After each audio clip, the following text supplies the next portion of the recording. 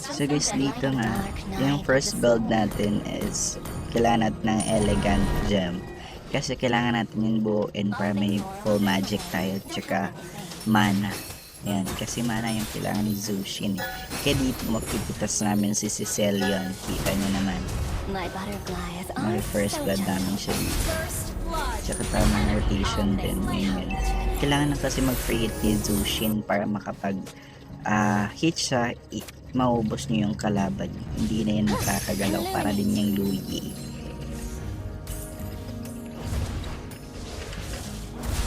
Dito hindi pa nga siya nagtanda, tsaka bumalik pa din siya. Gusto siguro magpapitas kaya bibigyan natin siya, bubuhat buhatin natin siya hanggat di na niya kaya huminga. So ayan, nakita niyo naman, mapubuhat natin siya at mapapatay ulit dyan. Tapos yan, tapos na tayo sa elegant gem, mag-mana boots na naman tayo kasi kailangan natin ng mana boots sa early para makapag-offense tayo sa kanila, no? Kailangan natin yan para lagi natin silang mabubuhat at hindi na sila makakagalaw. Ayan, kapag nag-second skill ka tapos nag-activate yung butterfly mo tapos na-stun ka, hindi na yun na-apekto yung butterfly mo, mawawala na yung mark sa kanila. Kasi pag nagmamark yung butterfly sa kanila, yan yung indication na mabubuhat mo sila, na malalagay mo sila sa ibang location. Tsaka yan, yung dalawang blue at red na yan yung passive ng elegant gem. Yan yung mga mana. Tsaka dito, tumalon yung alpha kaso hindi niya na ultian si Cecilion. Ewan ko, nag-emote siguro yun. Tapos pupunta kami dito sa tapat, bibigyan namin si Khalid kasi yan, no, ang lapit-lapit lang niya, ang lalim-lalim, kaya bibigyan natin yan. Kahit pa may ganyan siya, papatay natin yan. So dito, may nakita kaming dito sasakyan. Pinatay niya yung alpha namin kasi low HP na. Kaya binangga niya. So yun, goods din dyan. Pero na trade din namin siya, goods trade din niya. So ayan, eto. Pag may butterfly na nakatatak dyan, mabubuhat natin yan sila. Yan yung laging tandaan yung mga Zushin dyan. Yung aspiring Zushin user. Kaya yan yung i-maximize niyo. Yung mana lang talaga. Nakikita niyo yan. Pag mag-ultimate kayo, mas madali nyo mabubuhat sila kasi yung butterfly mas lumalapit sa kanila eh.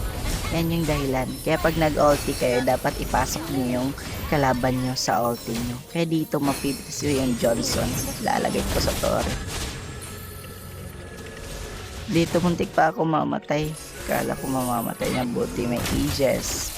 Ito naman may nakita akong lasing na nagda-drive. Lasing siguro yon, kaya yun mapapatay namin sila dito. Yan, pati yung Airtel. So guys, pag mag-Zushin kayo, importante marunong kayo mag-maximize ng second skill ng mana niya. Kailangan nyo talaga i-maximize yan. Pag naubusan ng mana, parang poke-poke nyo lang yung hindi nyo i-full hold yung second skill niya, parang pinopoke-poke nyo lang kasi mamamarkahan ng butterfly yung kalaban eh. Kahit na ganun, pagbabalik sila, wala silang kalam-alam na activated na yung passive ng butterfly mo na mabubuhat na sila, kagaya niyan. See?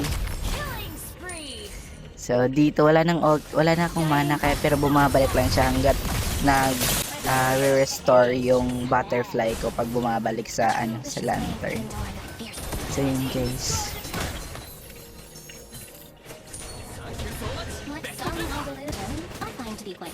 Dito yung Harley, papatay ko sana kaso tumakbo.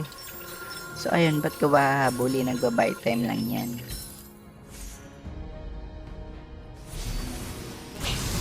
Dito may clash ulit. Ang hilig-hilig nila sa clash ay nababaog na sila. Kaya yung pinagbibigyan naman yung mga legend. Ano? Mega kill. Tsaka yung yung Harley pala. Kala ko uuwi. Hindi pala, nagpupush lang kasi baog na sila sa gold eh. Push lang siya kaso bumalik siya. Dapat marunong ka talaga gumamit ng second skill mo, yung parang flexible ka. Yung kahit anong ikot, kahit anong rotation, clockwise, counterclockwise, dapat alam mo. So, yan. Like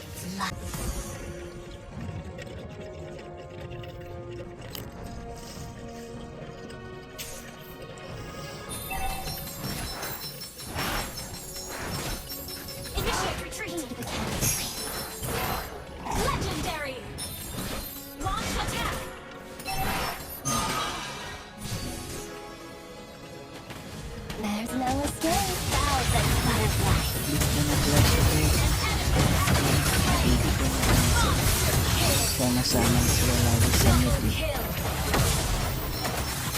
Ay, kasali ng kukuhat natin. Patay natin.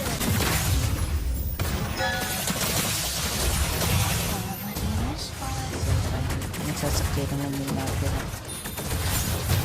Ipapasa, ilalabas natin yung support. Ipunin natin yan at pitasin.